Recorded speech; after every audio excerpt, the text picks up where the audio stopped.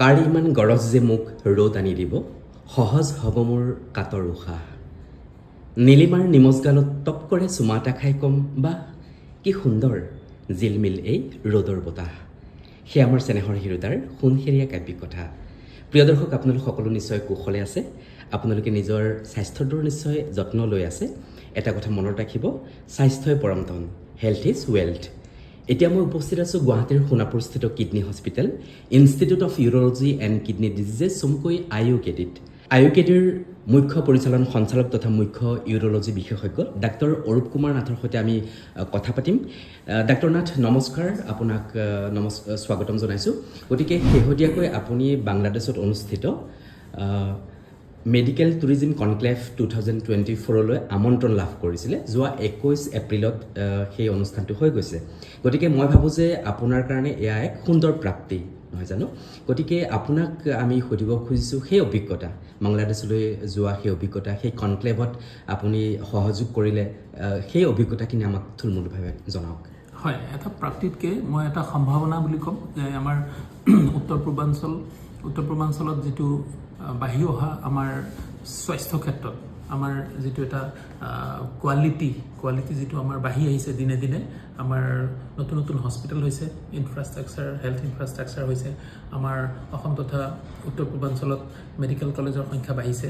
আৰু এক কথাত ক'বলৈ গ'লে আমাৰ চিকিৎসা খণ্ডত আমি এতিয়া ভাৰতবৰ্ষৰ লগত ফেৰ মাৰিব পৰা হৈছোঁ।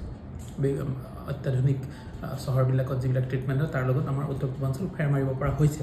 আৰু খুব শেহতীয়াকৈ সেইকাৰণেই এটা মেডিকেল টুৰিজম কনক্লেভ, এই ধৰণৰ এটা খুব প্ৰথম প্ৰগ্ৰেম অনুষ্ঠিত হৈছিল তাতে, আৰু আমি তালৈ আমন্ত্ৰিত হৈছিলোঁ। আমি খুব সৌভাগ্যৱান বুলি ক'ব লাগিব তাৰ কাৰণে। আৰু তাতে গৈ আমি দেশ বিদেশৰ, আমাৰ দেশৰে যেনেকৈ কলিকতাৰ পৰা আছিলে, আমাৰ অসমৰ পৰা গুৱাহাটী আৰু শিলচৰৰ পৰা ডক্টৰছ আছিলে তেওঁলোকে, আৰু বাংলাদেশৰ বিভিন্ন স্বাস্থ্যখণ্ডৰ বিভিন্ন ব্যক্তি, ডক্টৰছ, হেল্থ ৱৰ্কাৰ, আৰু আমাৰ মেম্বাৰ অফ পাৰ্লিয়ামেণ্ট আছিলে যোনে হেল্থৰ বিষয়ে চায়। তেওঁলোকৰ লগত আমাৰ বিভিন্ন ক্ষেত্ৰত ডিছকাশ্যন হ'ল, আৰু খুব দৰকাৰী কিছুমান দিশত আমি আলোকপাত কৰিলোঁ, ডিছকাশ্যন কৰিলোঁ। মই নিজেও বহু কথা শিকিলোঁ, জানিব পাৰিলোঁ যে বাংলাদেশৰ স্বাস্থ্যখণ্ড কেনেধৰণৰ অৱস্থাত আছে, বা ভাৰতবৰ্ষ বাংলাদেশৰ তুলনাত কিমান আগবাঢ়িছে, বা আমি উত্তৰ পূৰ্বাঞ্চলত আমাৰ কিমান সম্ভাৱনা আছে যে আমি এনেধৰণৰ ডক্টৰছৰ লগত মাজে মাজে এনেকৈ ধৰণৰ মিটিং বা কনক্লেভত গ'লে আমি আমাৰ যিবিলাক চিন্তাধাৰা, আমাৰ ট্ৰিটমেণ্টৰ যি ধৰণৰ ছিষ্টেম আমাৰ চলি আছে, আৰু কেনেধৰণে আমি ইম্প্ৰুভ কৰিব পাৰোঁ। আৰু আমাৰ এটাই উদ্দেশ্য যে মানৱ জাতিৰ কাৰণে আমি আৰু কেনেধৰণে চিকিৎসা খণ্ডত আমি মানৱ জাতিৰ ভালৰ অৰ্থে আমি কেনেধৰণে আৰু কাম কৰিব পাৰোঁ। এতিয়া আমাৰ খুব চুবুৰীয়া ৰাষ্ট্ৰ হিচাপেও বাংলাদেশত হেল্থৰ ছিষ্টেমটো যদিও আগবাঢ়িছে, কিন্তু আমাৰ ভাৰতবৰ্ষৰ তুলনাত যথেষ্ট পিছ পৰি আছে। বহু ৰোগী, তেওঁলোকৰ যিজন মেম্বাৰ অফ পাৰ্লিয়ামেণ্ট আহিছিলে তেওঁৰ ভাষাতেই কৈছে যে তেওঁ এটা ডেটা দিছিলে যে $10 বিলিয়ন তেওঁলোকৰ চিকিৎসা খণ্ডত বাহিৰলৈ ওলাই যায় বাংলাদেশৰ পৰা, ভাৰতবৰ্ষৰ বিভিন্ন ঠাইলৈ যায়। কলিকতা আটাইতকৈ ওচৰত, তাৰপিছত দক্ষিণ ভাৰতৰ ফালে যায়, আকৌ বিভিন্ন বিদেশী ৰাষ্ট্ৰলৈও তাৰ পৰা যায়, থাইলেণ্ড, ছিংগাপুৰ, এইবিলাক জেগালৈ ট্ৰিটমেণ্ট কৰিবলৈ যায়। গতিকে অসম তথা উত্তৰ পূৰ্বাঞ্চল একদম ওচৰত থকা হিচাপে আমাৰ যিহেতু যাতায়াতৰো বিভিন্ন ধৰণৰ সুবিধা আছে, আমাৰ উৰাজাহাজ, এৰোপ্লেন দি যাব পাৰি, বা নহ'লে ছাৰ্ফেচ ট্ৰেন্সপৰ্ট আছে, ট্ৰেইনৰ কানেকশ্যন আছে আগৰতলাৰ পৰা, বা বাছৰদিও আছে কানেকশ্যন আমাৰ অসমৰ সৈতে, যেনেকৈ আগৰতলাৰ পৰা বাছ কানেকশ্যনো আছে, বা আমাৰ কৰিমগঞ্জৰ পৰাও আছে। গতিকে আমি এই ধৰণে যদি অলপমান আমি মিলা মিছা কৰি আগবাঢ়িব পাৰোঁ, তেতিয়াহ'লে আমি নিশ্চয়কৈ এই ক্ষেত্ৰত যিটো চিকিৎসা পৰ্যটন, হেল্থ টুৰিজম বুলি কয়, তেওঁলোকে আহি খুব কম খৰচতে, যিহেতু আপোনালোকক জনাবলৈ পাই সুখী হ'ম মই যে অসম তথা উত্তৰ পূৰ্বাঞ্চলত চিকিৎসা ব্যয়টো কিন্তু এতিয়াও ভাৰতবৰ্ষৰ বিভিন্ন আগবঢ়া চহৰতকৈ যথেষ্ট কম, একেধৰণৰ একে কোৱালিটি ট্ৰিটমেণ্ট।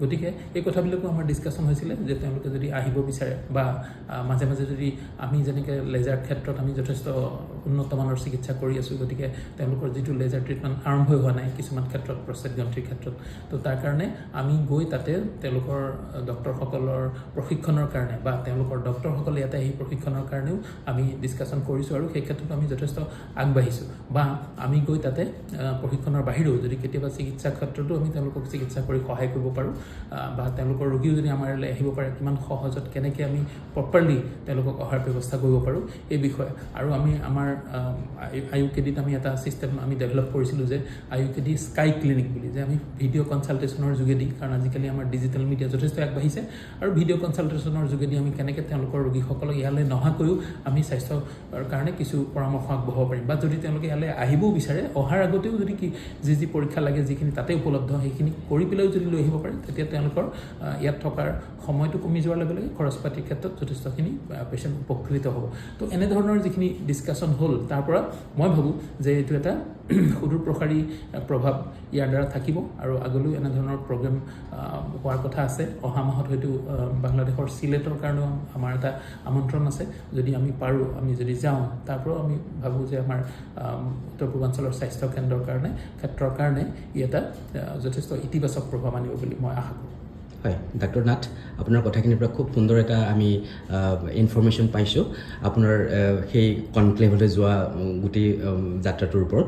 এতিয়া মোৰ এইবাৰ প্ৰশ্নটো হৈছে যে এতিয়া আপোনাৰ দৃষ্টিটো কেৱল অসম, উত্তৰ পূৰ্বাঞ্চল, ভাৰতৰ ৰোগীসকলৰ ওপৰতে নাই, আপুনি আন্তঃৰাষ্ট্ৰীয় পৰ্যায়তো যাতে আপোনাৰ চিকিৎসা আন্তঃৰাষ্ট্ৰীয় পৰ্যায়তো যাতে পায় সেইটো আপুনি দৃষ্টি ৰাখিছে এতিয়া, যাতে IUKDলৈ পৃথিৱীৰ বিভিন্ন ঠাইৰ ৰোগী আহি পেলাই আপোনাৰ ইয়াত চিকিৎসা গ্ৰহণ কৰিব পাৰে। গতিকে এই সম্পৰ্কত আপোনাৰ কি ভাৱনা আছে, এই কথাখিনি জানিব খুজিছোঁ। আমি যেতিয়া এই গুৱাহাটীৰ ওচৰৰ এই এলেকাত সোণাপুৰত আমি গুৱাহাটীৰ বাহিৰলৈ আহি যান জঁটৰ পৰা প্ৰদূষণৰ পৰা বাহিৰত আহি আমি এই ঠাইত যেতিয়া হস্পিটেলখন কৰাৰ কথা মনস্থ কৰিছিলোঁ, আমি এইটোৱে ইচ্ছা বা আমি সপোন ৰাখিছিলোঁ যে অসমত ভাৰত তথা ভাৰতৰ বিভিন্ন ঠাইৰ পৰা তথা ভাৰতবৰ্ষৰ বাহিৰৰ পৰা ৰোগী আহি ইয়াতে ট্ৰিটমেণ্ট কৰক।